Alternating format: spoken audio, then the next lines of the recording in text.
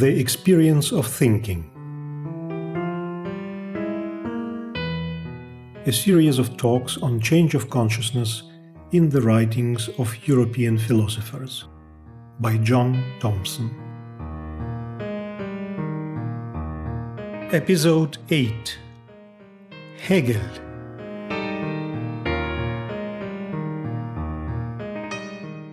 Well, as you heard, the hero for today is G.W.F. Hegel, Georg Wilhelm Hegel. He was born in Stuttgart. His father was a minor official for the Duke of Württemberg. Now, in that stage, remember, Germany wasn't Germany. There was Prussia in the north, there was Bavaria in the south, and a whole lot of principalities, dukedoms, and bishoprics in between, more or less. That's rough. So it wasn't a united Germany, but it was very much a German culture, of course, quite independent of the politics. So it's the time of Goethe. I think Goethe died about the same time, 1831-32, a bit older. He was an older man. And also the time of Schelling and great poets like Hölderlin, Novalis, and others. It was a great time, and of course the music, Mozart, Beethoven, and so on. So it's a peak period in German culture, the Romantic period, it's often called. And there is Hegel in the midst of it. He was, I say, born in Stuttgart. He studied philosophy, and then he became a professor in different universities, eventually in Berlin. He married. He had 3 children. He was very romantic. He fell in love with his wife. And that remained, I think, throughout life. He, unfortunately, his eldest daughter, after 1 month, died. And that very much affected Hegel, so he wasn't just a walking intellect by any means. And when a friend of his lost a child much later on, he wrote him a letter. And part of the letter says, talking to the friend about this child, a boy, I think it was about 12, who died, "Keep his memory alive and steadily before your gaze, over against your loss of his presence. In this way, your son and your joy in having had him will not be lost to you." So he's a man of perception and feeling, and as I think we'll see, great insight. Even during his life, Hegel had exercised great influence, and the whole of the 19th century and right into the 20th century, the work of Hegel has stood. So he's a very key figure for European culture for the whole 19th and indeed the 20th century. People were influencing him in many ways. Karl Marx was influenced by him and turned him upside down, as it were. We'll talk about that another time, maybe, into a kind of materialistic philosophy of Karl Marx. I remember just after the war, there was a philosopher teaching in London at the London School of Economics, Karl Popper, who published a book called The Open Society and Its Enemies. And he whiplashed Plato, Hegel, Marx as being the ones who'd given the background to a totalitarian culture. Well, he was quite wrong, because I don't think he had properly read Hegel. But so Hegel's been a subject of very positive and enthusiastic devotion to his work and an extreme reaction against. I think we'll come into what that means and why in a little bit today. He's a difficult writer for a number of reasons. We'll talk about that. His writings are quite really try to cover the whole spectrum of human life, not only life today, now, understanding now, but understanding the whole of human life in terms of history, in terms of evolution, and so on. This is 50 years before Darwin published his book. He was publishing on his theme of evolution. When we'll see, in many ways, his whole viewpoint seems quite remote from the kind of anxiety that fill the world today. But I hope that maybe something will uncover which shows that it's also very relevant today. Now, before we go into Hegel, I want to go back to Kant. Remember what he undertook to do. He undertook to find out how it is that we come to grasp the world around us. And he looked at this inner space, if I can call it, what goes on in the human mind, where he said there are the categories. Now, I'll try to explain better in a moment what I think he meant by the categories. But they are what we are is innate in the human being, which enables us to structure the world. And the taking off point for him was to understand cause and effect. We never observe causality. We look at events and, that's causing that. That comes from us, according to Kant. And then he looks at all the other things that shape our way of seeing the world, which are not our observing the world. That's the area of categories. And this is what Kant calls the transcendental area. And then he was obliged to see that maybe what we're looking at, since we are partly shaping it, is not what it really is. So it's something else, and that's what was called by the Greeks the noumenal world. Plato's noumenal world and Aristotle's. That is the world that for Plato was the world of archetypes, which Plato was perceiving, at least claiming to, whatever you think of it. And Kant says that we can never see. We can never know anything about that. So that's the world of things in themselves. Yeah? So that's a kind of critical point of view to come to. It is the critique. His works are called critique of pure reason, critique of practical reason, and so on. It is a real critique of how we think we know the world. So if you got that, and of course, he's also a pretty difficult writer, as anyone who opens his books will find out. But at the same time, he said, you censor me for what I'm doing. You say it's difficult. You try and do what I'm doing, and you'll find it's tough. Kant was the great philosopher of Europe by the end of the 18th century. And, of course, Hegel studied him and was hugely impressed, like everybody, by the work of this man. Now, before I go on to Hegel, I want to give you an experience of observation, which I made a week or two ago, in order to try and make visible to you what I think Kant meant by categories and what Hegel does with these. I'm in bed. Morning. Early morning. It's dark. I wake up. I think I wake up. And I'm looking and I see, my eyes are closed, but I see something that looks as though it might be a light. It's kind of blurry, some blurry blur in the darkness, just like that. But there are kind of bits that are like threads that are more light in it. So I'm looking at this, and I'm assuring myself I'm not dreaming. So I try to place it. It's in front of me, I'm sure of that. It's in the middle of, if I was looking, it would be in the middle of my vision. I said, it's maybe about 2 feet away, but I have no reference point because all around it's just black, darkness. I've got no reference point. But I say, don't know why, I think it must be about 2 feet ahead of me. Maybe it could be 2 inches, maybe 2 miles, but I thought it was 2 feet. And then it started to, not started, but from the beginning, it went off and then came on again.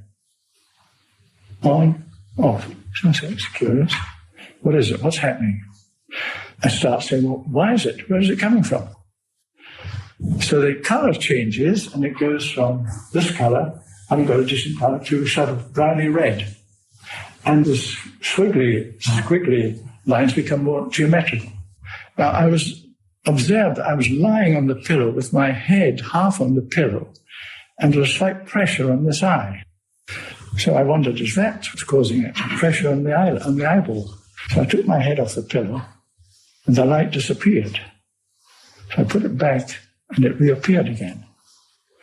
So I realized that it's a physiological basis.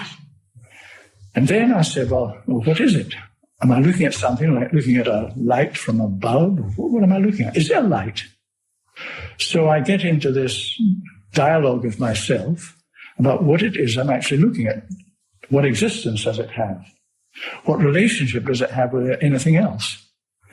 And, of course, I come to a temporary conclusion. It's a physiological phenomenon, and I call it physiological light.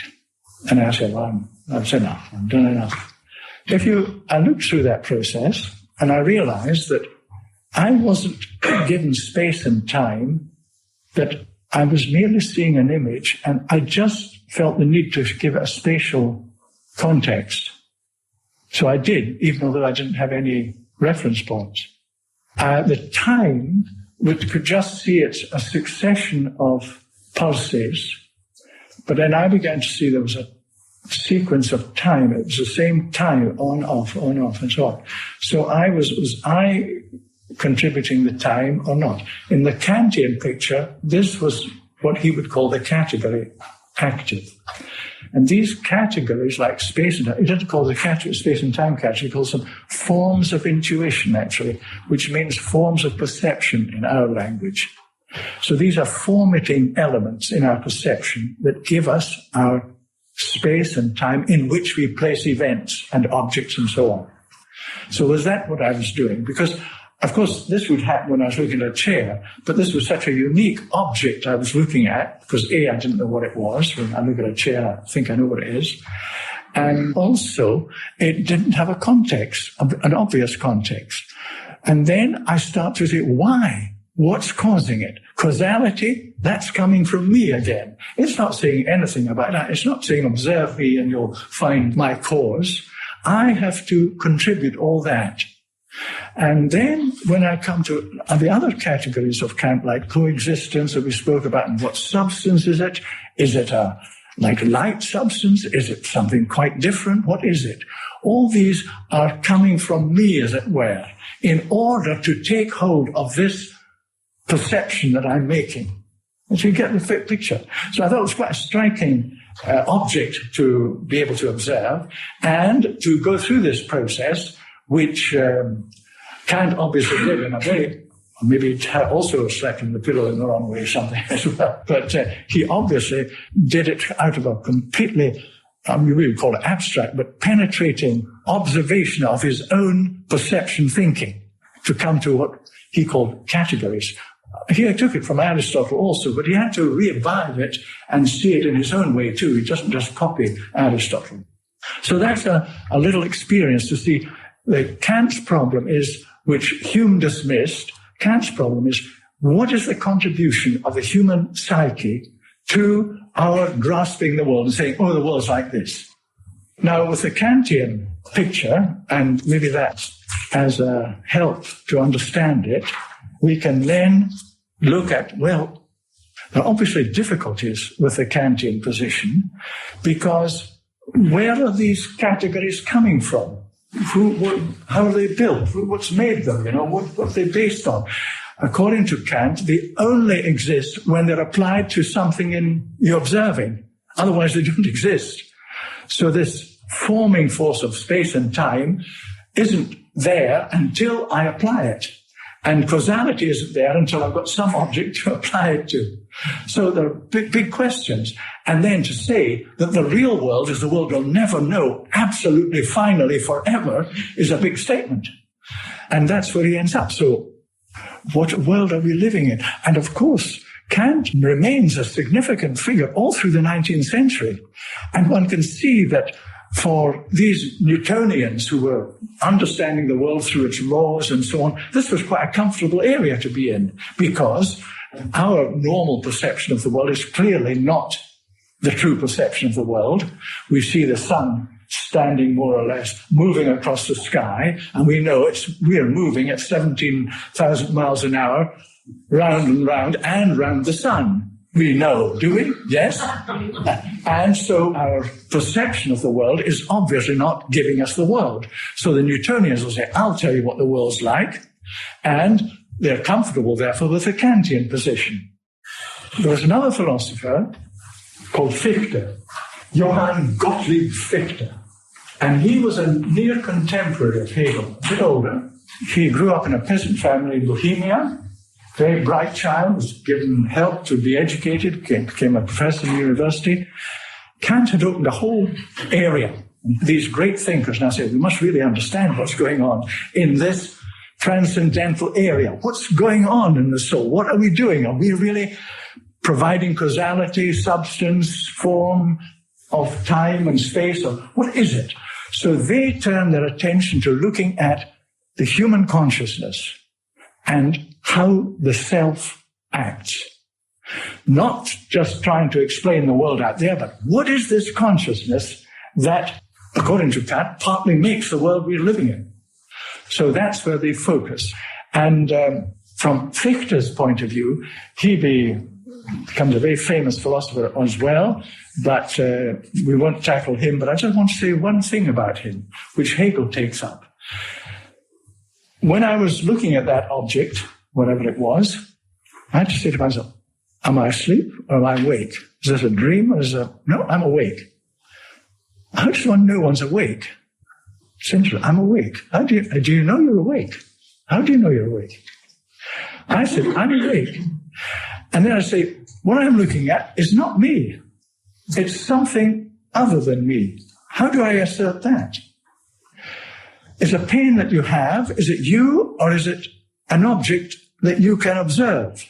So it's this. And Hegel says, look, there's a process goes on here. There's an affirmation process, the self. This is him putting it in his language. Then there's a negation. In other words, I encounter what's not me. And all our encounters with the world is the not I. But you have to already assert an I. And then the world, out of that, you meet the world, and the world asserts, I'm not you. So there's a polarity, kind of opposition. And then a process goes on. And the I tried, like I did, say, what's this? What's going on here? Is this light? Who's making it? How's it coming? And a kind of dialectic goes on. And this is the key word, a dialectic. And at the end of it, I come to physiological light. Or maybe that's not what it is, but let's say it is that. New concept, physiological light. And now what's happened is that this separate I, this out there not I, are suddenly in one. They have become united. And he called that a triad, a threefold process in which there's an assertion, a counter-assertion, or a negation, as he called it, and a resolution. So it's a threefold. Now, Hegel takes up this process and trying to understand what really happens when he looks at Kant's problem, right? He says that's going on. Kant hasn't examined it like this, and that's how he's putting it. But Hegel takes it up, this threefoldness.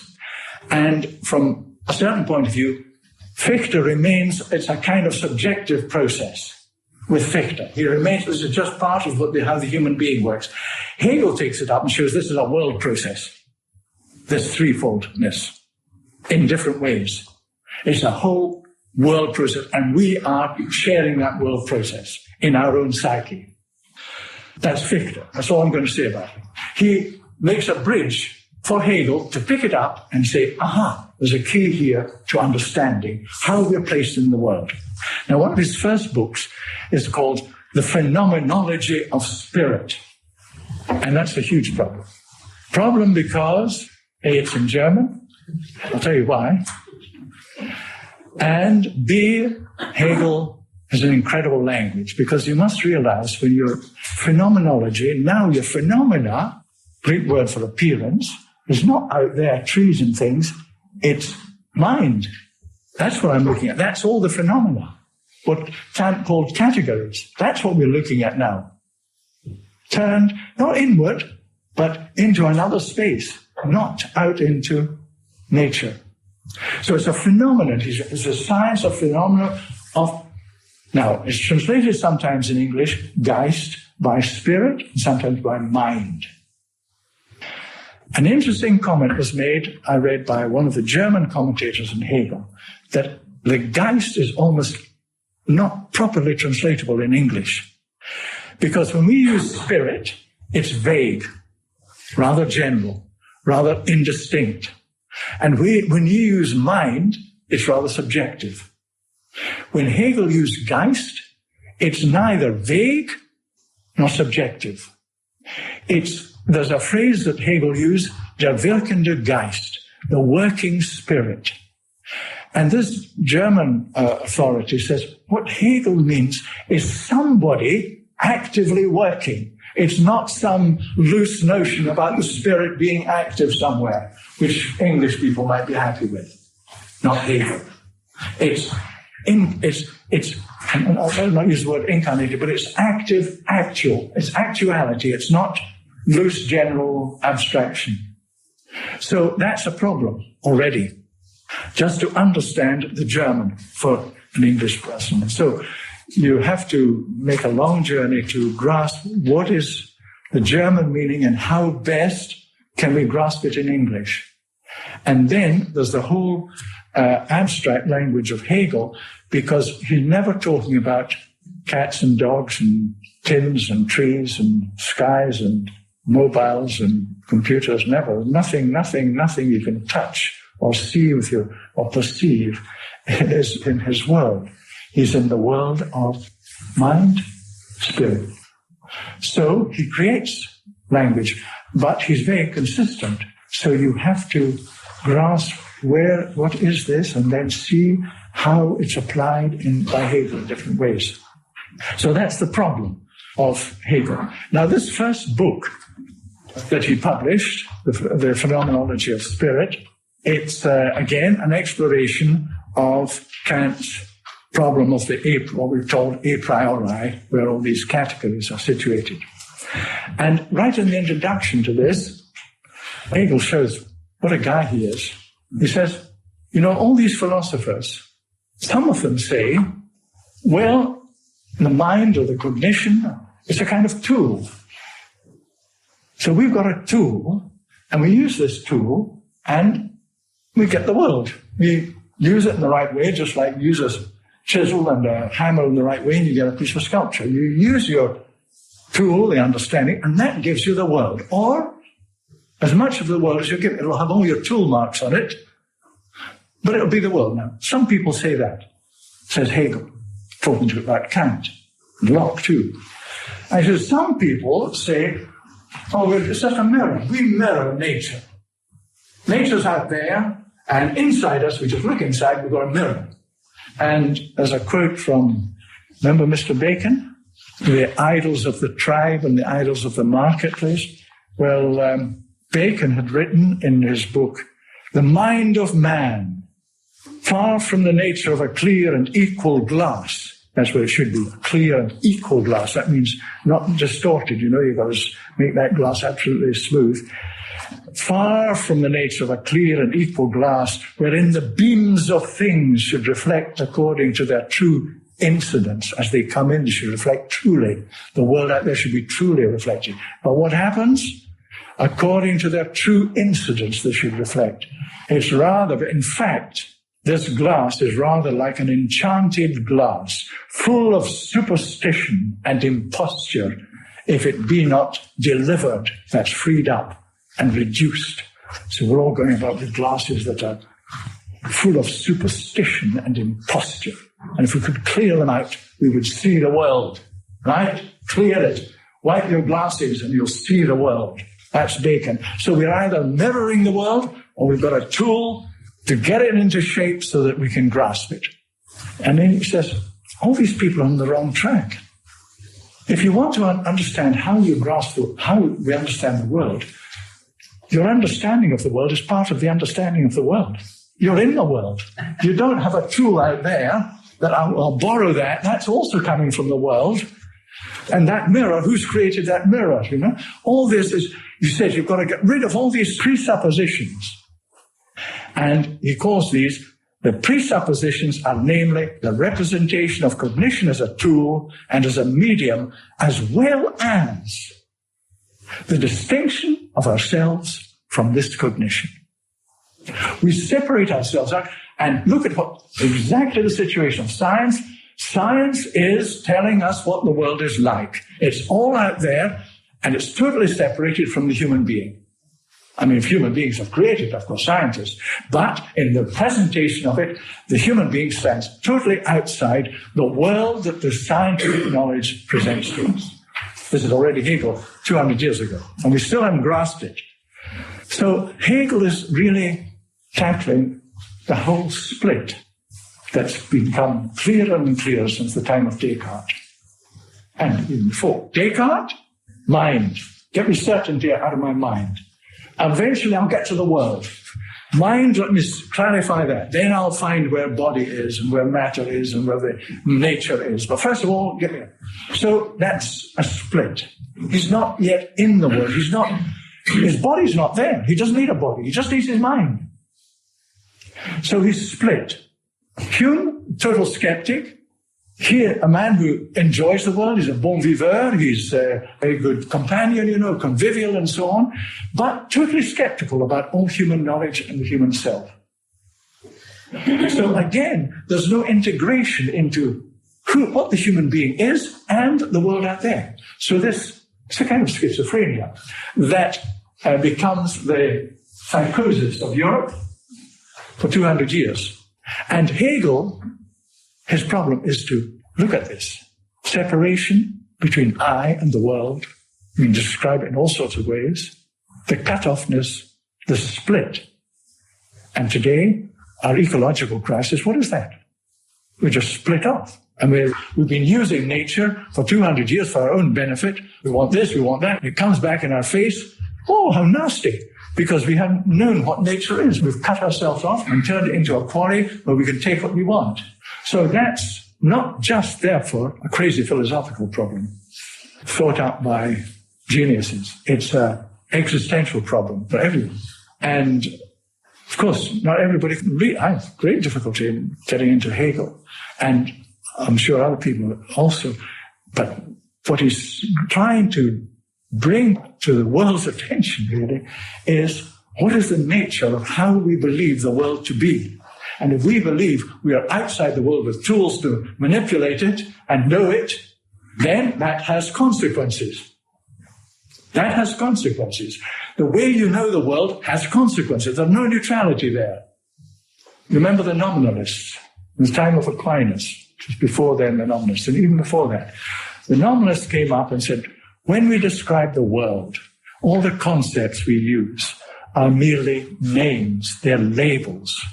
Lion, that's just a label for that thing over there.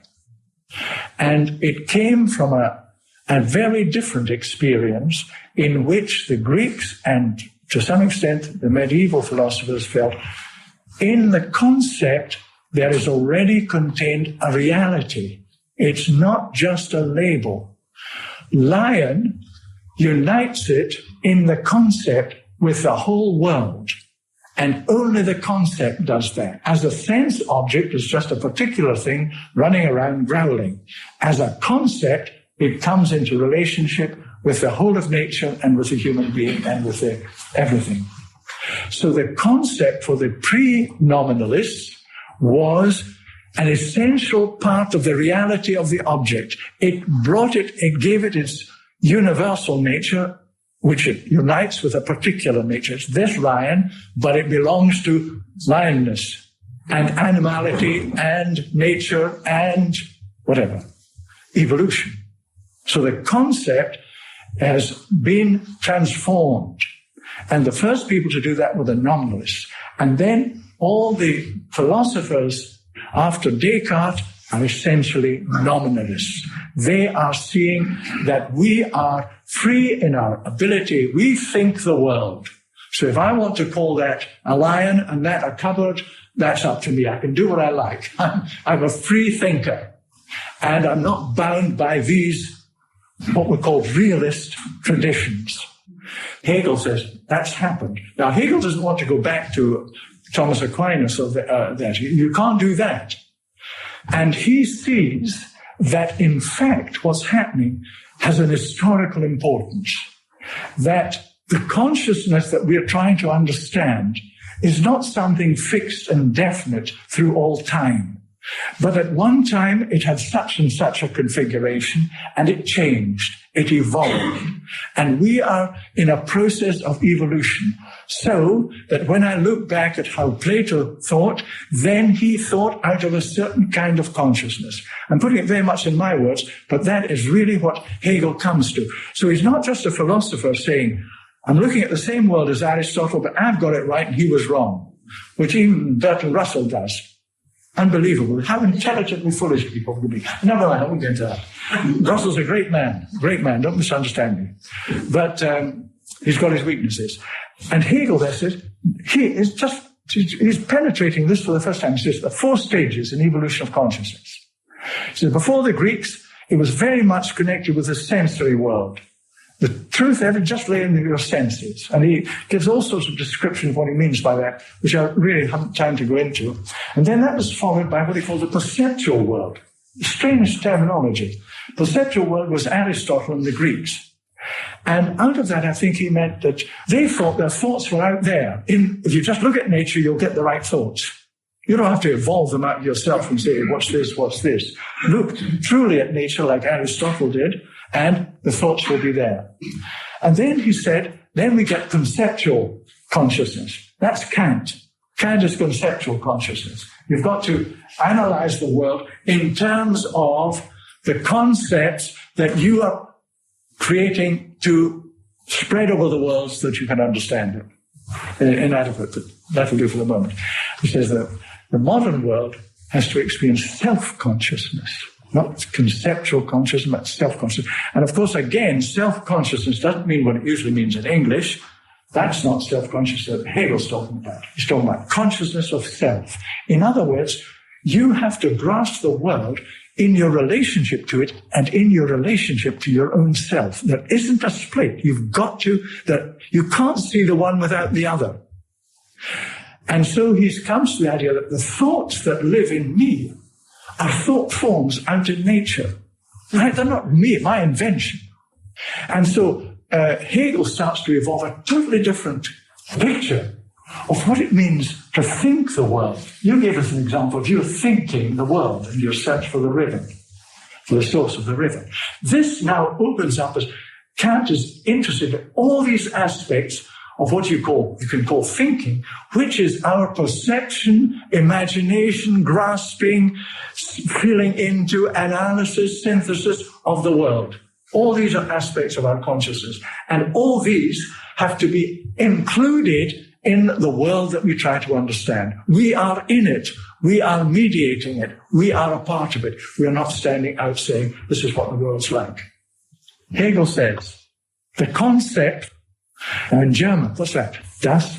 Der Begriff, thank you. Masculine, of course. Der Begriff. As to grasp. And he says, der Begriff, the concept, is the very heart of things. Not a label, the very heart of things, and makes them what they are. Until you've got the concept, you haven't got it. If you stare at something out there and you don't know what it is, and someone says, what was the blind American woman, Helen Keller? Mad until the age of 6, until this woman put her hand under the faucet, as they say in the States, the tap, let the water run on it, and wrote in her hand, water. She got the concept, the Begriff, and she stopped being mad. She had the heart of the thing. It wasn't just a label. That's water. The concept, der Begriff, is the very heart of things and makes them what they are. To form the concept of an object means, therefore, to become aware of its concept. Sounds contradictory, doesn't it? To form the concept of an object means, therefore, to become aware of it. You're not just putting something on it, like tying a label on it. You're becoming aware of what it is. And when we proceed to a criticism or a judgment of an object, we are not performing a subjective act, that's me, trying to understand triangle or whatever, and merely ascribing this or that predicate, that means description, to the object. We are, on the contrary, observing the object in the specific character imposed by the concept. And that's tricky. What I think he means is when we've got the concept of something, and this is going on in science all the time, we've also got all the relationships in which that is a crossing point, that line, that triangle, whatever. That triangles relate to lines, circles, squares, circle, and all sorts of things. Lines relate to tigers, all sorts of things. Once we have, the concept has come to us, then we don't say it is this or that On the contrary, we are observing the object in its specific character as this lion, which is imposed by the concept. In other words, it's going the opposite way from what we usually think. We usually think of, well, you see one lion, then you see two lions, and they look alike, so you say these are lions. You see a third one, it looks a bit similar, and three lions. He says, not like that, it's the other way around. It's out of the concept of lion. I don't mean the word sound of lion or lion or whatever you like. It's the concept of lion. You actually grasp the particular.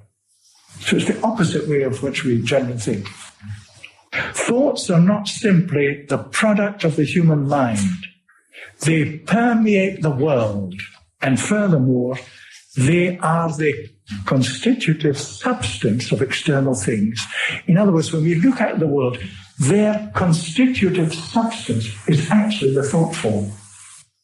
And it's only when we awaken our own thinking that we perceive that. So it's not that we are imposing our thoughts. See, Kant was looking at the problem as, oh gosh, we are thinking into the world, and we suppose, like Hume, that the world just tells us what it is. He says, no, it's not like that, because we're shaping it. You know, all that reason of the categories again. And Hegel's saying, it's not like that at all. We are in the world, and our thinking capacity is that which unites us with the thought forms already existing in the world. Don't expect to understand it in a day. 10 years is a minimum. Imagine a boat builder. Going to build a boat, think it out, how it's going to sail and so on. Make a design, drawing, everything in detail, very carefully measured. Then you set about it, and the boat is made. And you could say, all right, the idea of the boat is now incorporated in the boat. That's clear.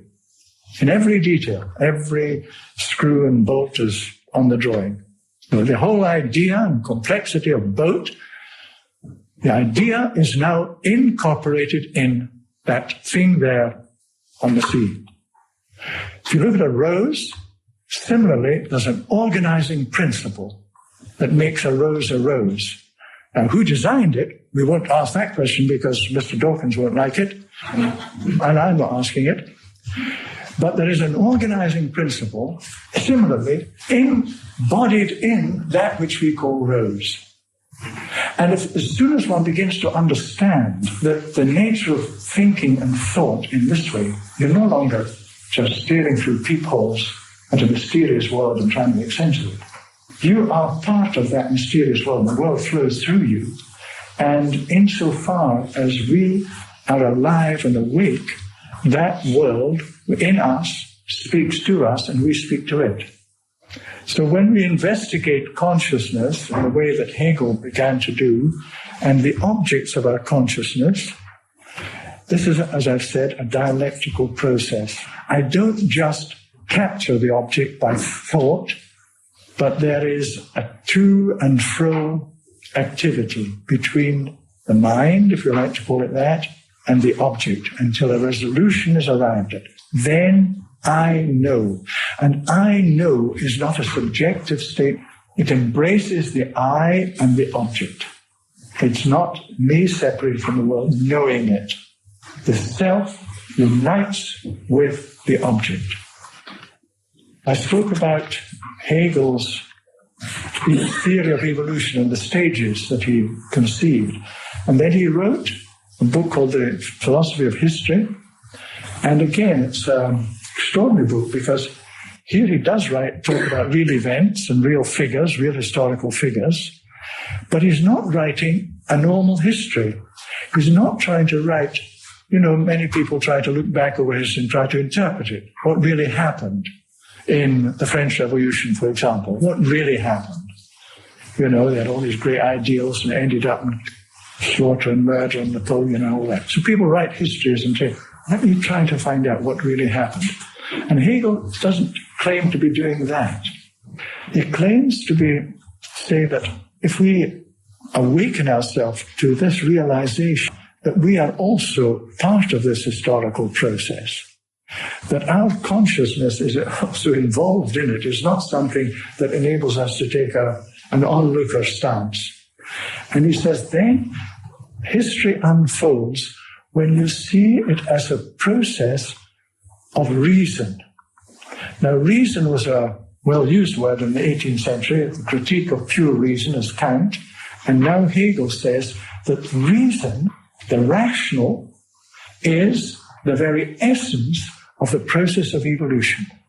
I mean, he wasn't aware of any of the Darwinian concepts, but already, from the point of view of consciousness, he had grasped that there was, we wouldn't call it more primitive, but he might say that before the Greeks or something similar, there was an earlier form of consciousness.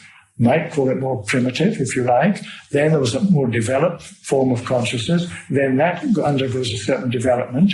And what is happening in that development is a principle of reason is gradually working into the world of phenomena and the human soul. And that's what we're experiencing. And that is history. So then you will turn and look at the Greeks and look at different personalities like Pericles and different phenomena of Greek art and Greek drama. What was it to be Greek? And in the sense of there's some kind of active element that's beginning to show itself which hasn't been seen before. And then once he goes from the Greeks, he goes to the Romans. And he says there's something quite different there. There's a quality of personality. Person is a Roman word, not a Greek word, a person. And it comes from the mask that the drama stage actors wore when they were on the stage, in the Roman stage. You sounded through the mask. And so a persona is not really who we are, it's who we would like us to be seen to be, a little bit. But the person, of course, is an important aspect of our individuality. Can't be just exposed as we are. We have to close ourselves off. That's part of the nature of evolution. And so he gives a description then of how this principle of reason begins to manifest itself in Roman history through the deeds of the Romans, through Roman art, and through personalities like Caesar and so on. And so he takes history in this way, quite extraordinary. For you think back, of course, we're all accustomed to evolutionary ideas, but this is in 1810 or 1812 when Hegel is trying to work through an evolution of consciousness. Now, of course, all that is swept aside when the great deed of Darwin comes in 1860 and shows that there's actual mechanical principles at work, which will apparently explain everything. So Hegel says, I'm not writing history and I'm not talking science. He says the task of philosophy is to take a critical view of scientific knowledge and historical knowledge. We're a little bit higher. That's a dangerous word these days, higher. That's a little bit outside the process. I don't make science. Newton and these people make science. What the task of the philosopher is to examine what are the truths that they are exposing or declaiming. And out of the clarity of our thinking, and this kind of thinking that he's talking about, a thinking that it doesn't isolate itself from phenomena, but involves itself in the phenomena, is part of the phenomena, this thinking will enable us to bring a true judgment to what the historians are saying and to what the scientists are saying as truth. So it's a very huge ambition, of course, but is it a worthy one? You see? One of the criticisms of Hegel is all this thing, reason. Well, we know rational human beings can be rational sometimes. We know that. That's a part of human being. But he's blown it up to enormous dimensions so it's a permeating principle throughout the whole universe. Isn't that a bit exaggerated? And the question that one can ask, well, if human reason is simply a psychological feature, my reason is just, even if I'm quite different from your reason, we're equally good. You can't discriminate between a false reason and a good reason. And the reason of Hegel is not to be overthrown by the reason of somebody who objects to him, if it's just a psychological factor, because we've all got different psychological factors in feeling and the way we think and so on. And so when Hegel says, no, it is actually a principle that lives in the human being, that can be evolved in the human being, because it is part of the universe. That's more or less where I wanted to take you. I'll just say at the end, he says there, what is the final cause of the world? Everybody's asking that, isn't it? The final cause. This is how Hegel puts it. The final cause is the consciousness of its own freedom on the part of spirit. Now remember, the spirit is not just a vague thing, it is living in beings, people.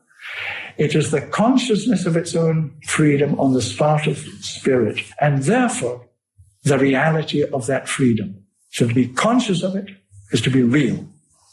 Great historical figures are the bearers of this forward striving.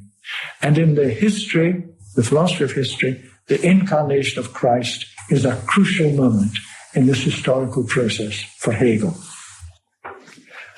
My question really about Hegel is, next time we meet, we'll talk about some of the people who attacked Hegel and why.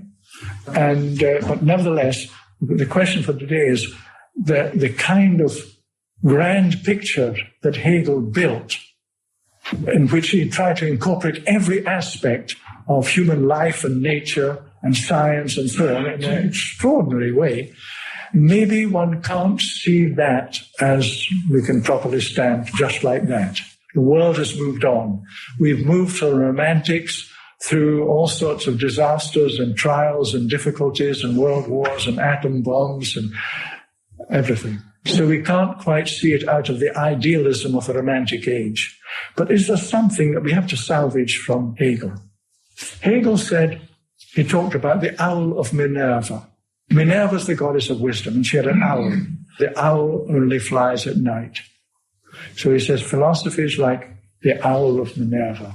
We only fly at night. And it's us, the philosopher can only say what has been. He has to look at what has been to come to his great thoughts. The philosopher doesn't say, this is where we've got to go. He doesn't prescribe the journey. He merely describes where we are and what the past tells us. So the philosopher's bird is the owl of Minerva. And so he didn't set out, as Marx took it over, to prescribe how society should change. That was not Hegel. There's a quote from Goethe. I don't know what Goethe said about Hegel. He has fine things to say about Kant. I'm not sure, because Hegel only came to prominence in 1820, and I'm sure Goethe must have been aware of what this man was writing. But anyway, Goethe said this, and it's very Hegelian, very sympathetic to Hegel's point of view, and I'll finish with this. When a man's or woman's healthy nature acts in its entirety, when he or she feels him or herself in the world as in a great, beautiful, worthy, and cherished whole, when inner harmony fills him with pure delight, then the universe, if it could become aware of itself, would rejoice as having reached its destination and would admire the peak of its own becoming and being.